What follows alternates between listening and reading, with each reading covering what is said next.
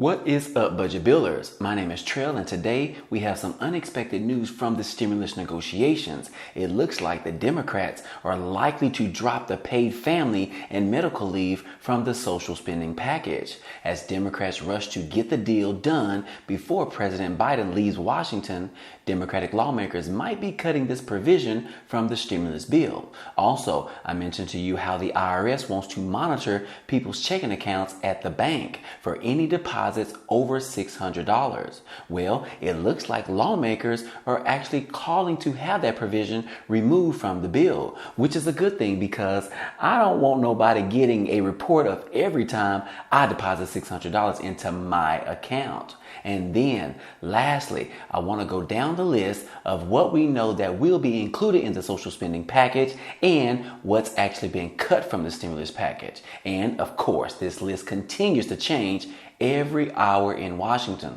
Now, those are just some of the topics that we are going to cover today. If you're interested in any of those, I would appreciate it if you could just go ahead and hit the like button for us. It really helps out this video. And if you haven't already, go ahead and subscribe to the channel. It's totally free. Now, let's go ahead and jump right back into the video.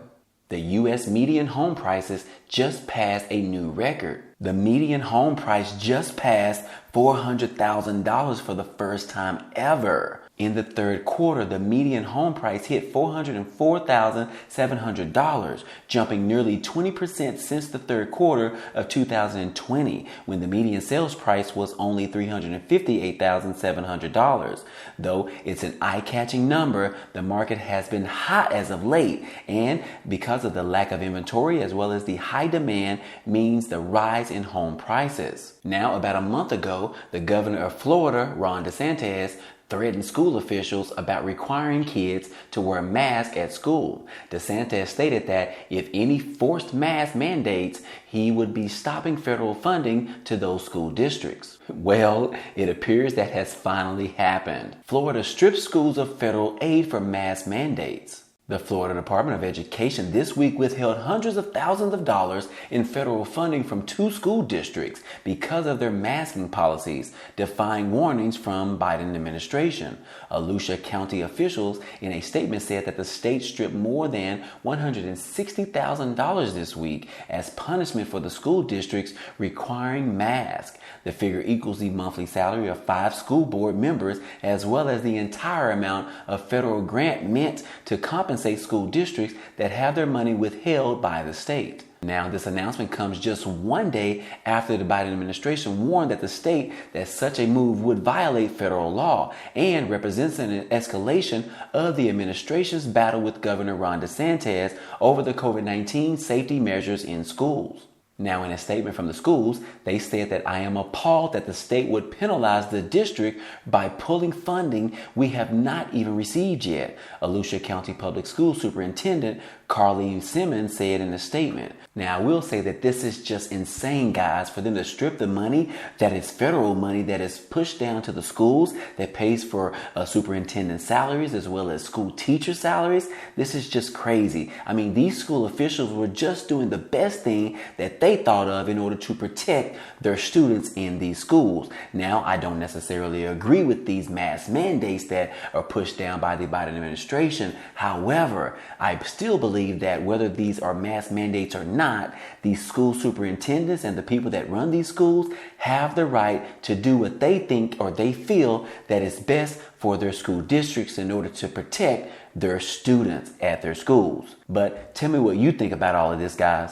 Okay, let's go ahead and talk about some stimulus update news. We are down to the home stretch and Democrats are still trying to negotiate provisions in this bill, while Senator Joe Manchin is standing over their heads, giving out yeses and nos on what he will support to be included. Perhaps that entire reconciliation bill is ran by Joe Manchin himself, as he is calling all the shots, guys. But Democrats are trying to appease him in order to get the deal done as soon as possible. But as of Wednesday afternoon, it appears that the paid family and medical leave provision in the bill is not going to survive.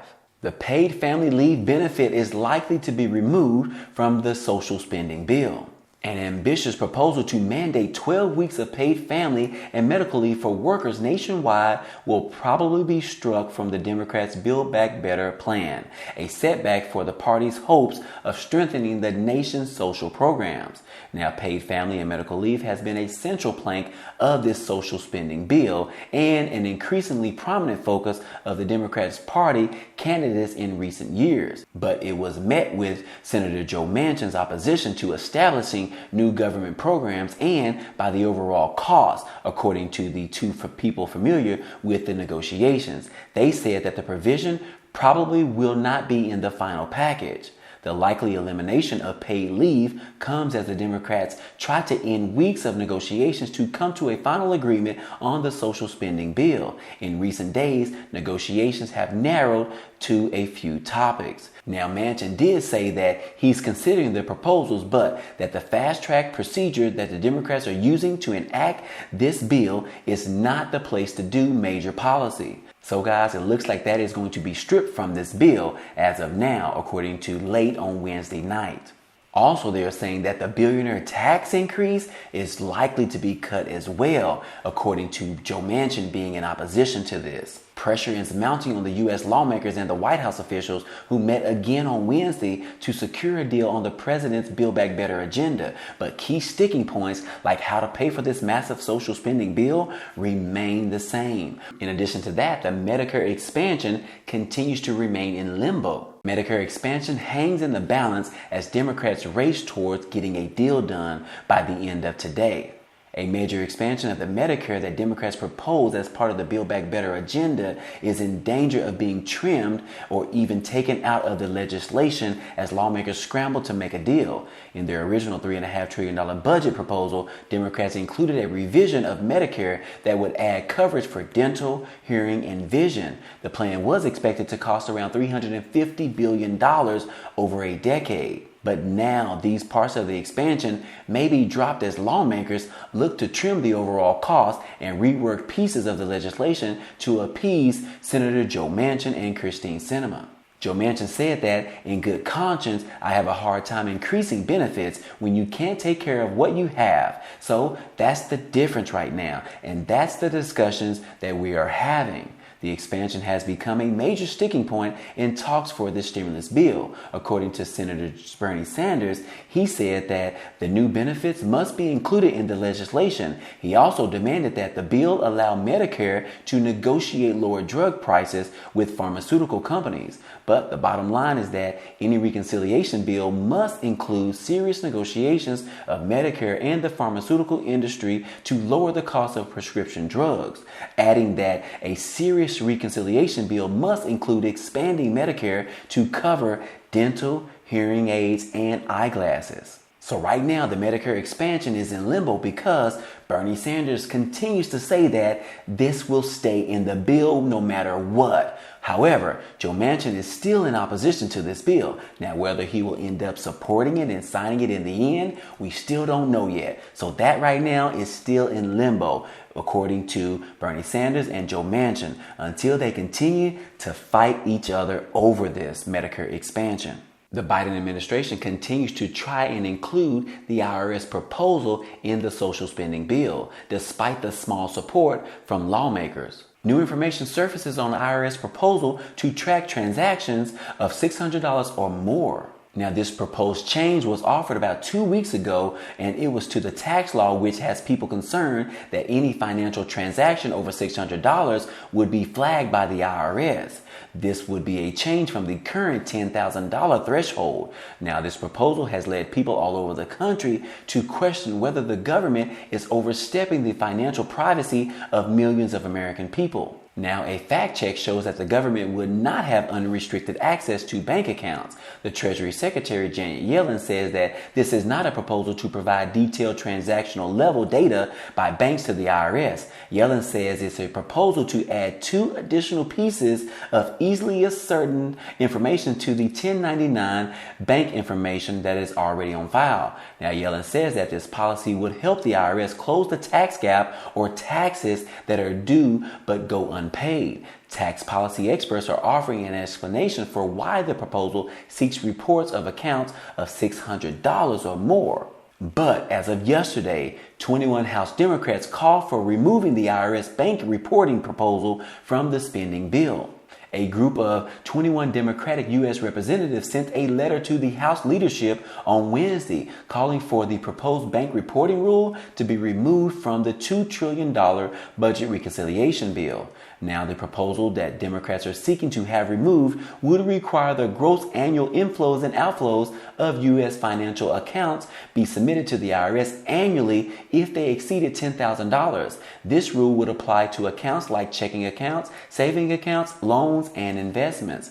While the intent of this proposal is to ensure that all taxpayers meet their obligations, a goal we strongly share, the data that would be turned over to the IRS is overly broad and raises significant privacy concerns, the lawmakers wrote in this letter. The Congress members took issue with the lack of information provided on how the IRS planned to protect the financial data, writing that the proposal would erode trust in financial services providers. The group acknowledged that while some changes have been proposed in responses to concerns raised by constituents, the measure would still largely affect people who are not wealthy tax evaders it is meant to target. Now, given the privacy concerns this raises, in addition to the significant burden that would be imposed on a broad range of businesses and financial institutions, we respectfully request that this proposal not be included in the Build Back Better package. And I will say that I am for opposing this as well. They do not need to know of anyone transactions over the amount of $600. This does not help with taxing the rich individuals that avoid paying taxes every year. Now let's go ahead and talk about what's in and what's out of the Democratic Biden infrastructure bill. So far, we have a child tax credit increase. Now, that is going to be included in this bill. However, it's only going to be included for the first year, which is going to expire on December of 2022. We also have the expansion of Medicaid, which is going to be included in this bill. And that is going to be included for the next 2 years, which should expire on December of 2023. And then we also have Medicare expansion, which is going to include the dental, the vision, as well as hearing aids, but that's unclear right now whether that will be included in this bill or whether that will be cut from it. It all depends on whether Joe Manchin and Bernie Sanders can actually agree on whether they want to include this in this bill or not, as well as whether Joe Manchin will actually sign this bill if it still stays in the social spending package. Also, we just talked about the paid family leave program that has allowed workers to take time off for childbirth. That is going to be reduced in this bill or either removed altogether. Initially, they wanted about 12 weeks to be included, and then they narrowed it down to only 4 weeks. But I think right now that they are just going to be removing it altogether from this bill. And then the universal pre-kindergarten for all 3 and 4-year-olds, as well as child care subsidies for poor and middle income Americans are still in this bill. Biden's plan calls for parents earning up to 150% of the state's median income to pay no more than 7% of their income on child care, with the poorest families getting free child care. He has proposed a tax credit for as much as half of the family's spending on child care, up to $4,000 for one child or $8,000 for 2 or more children. And then we also have the free community college.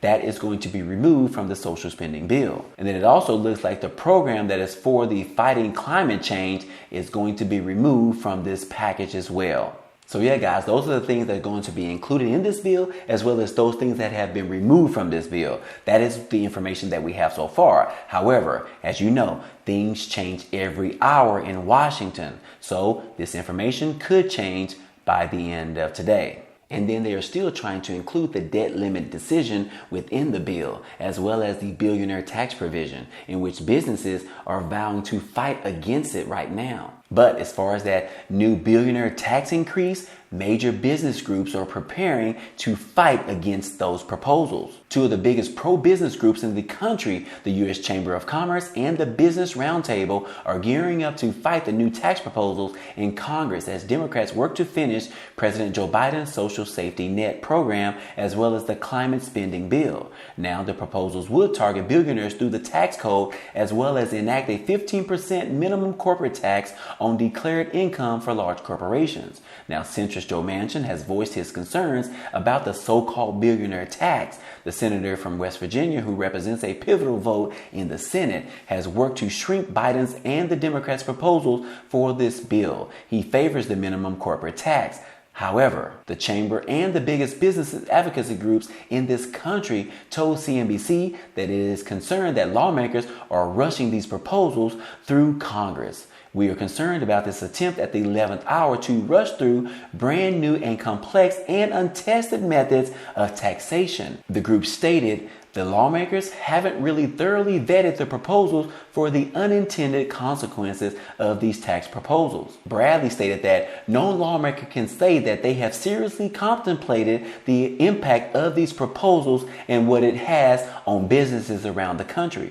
So yeah, guys, the largest business groups are planning to fight against this billionaire tax for the large corporations. And I must say that it's probably going to be removed as well in the end. Now look here, everyone. It is crazy how all of the Democrats are having to make changes back and forth in order to get the approval of one man, Joe Manchin, which is insane. It's ridiculous. But in order for the Democrats to pass legislation without the support of any Republicans, they need all 50 votes. And unfortunately, their party has a total of 50 members to actually vote yes for certain policies. And Joe Manchin makes up one of those. But anyways, guys, hey, that's it for today. Will the Democrats have a preliminary vote on the bill sometime today before President Biden leaves for the G20 summit in Europe? Or will they be forced to finish this up when Biden returns back to Washington? Now, if you enjoyed this type of content and you want to see more, go ahead and subscribe to the channel. It's totally free.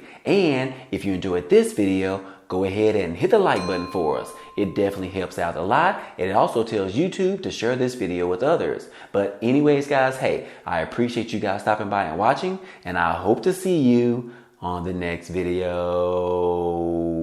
Peace.